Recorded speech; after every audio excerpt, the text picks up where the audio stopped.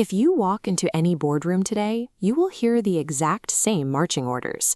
Benchmark the competitors, import the best practices, find out what the industry giants are doing, and do exactly that.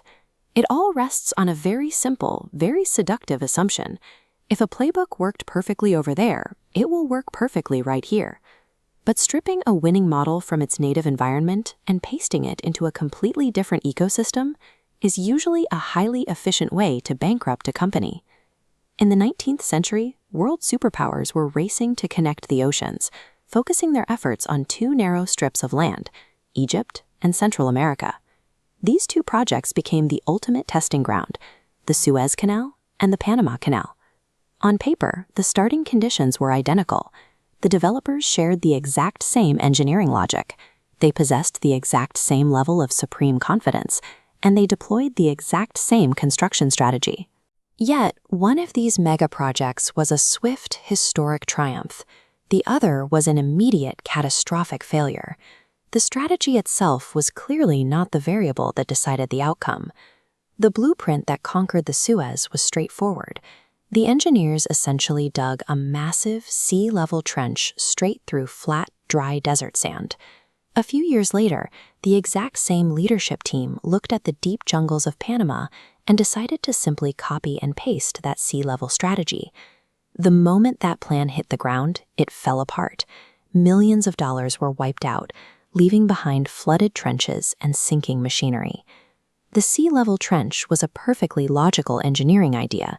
It failed because the architects operated on the fatal assumption that the untamed Central American landscape would cooperate. This cross-section shows the geological profile of the proposed Panama Canal. The dark gray areas highlight hard rock strata and extreme mountainous peaks.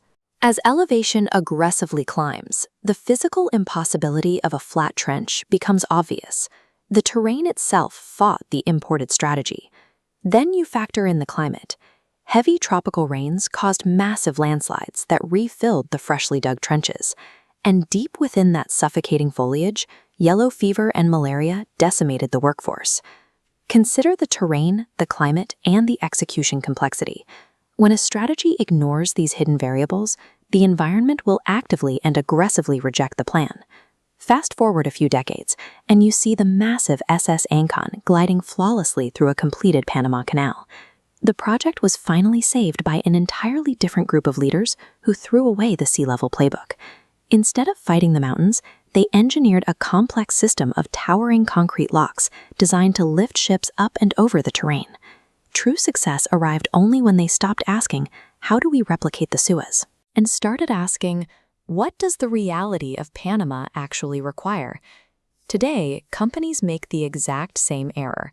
They try forcing a rigid blueprint from a successful competitor onto their own violently shifting market.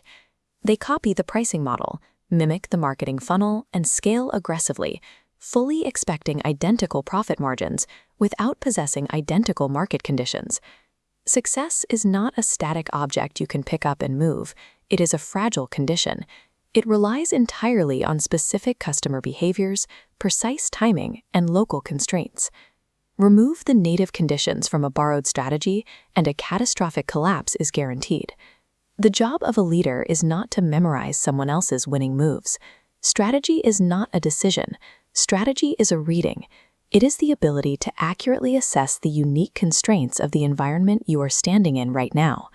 So before you greenlight your next big move, ask yourself, are you building for your reality? Or are you just copying someone else's success?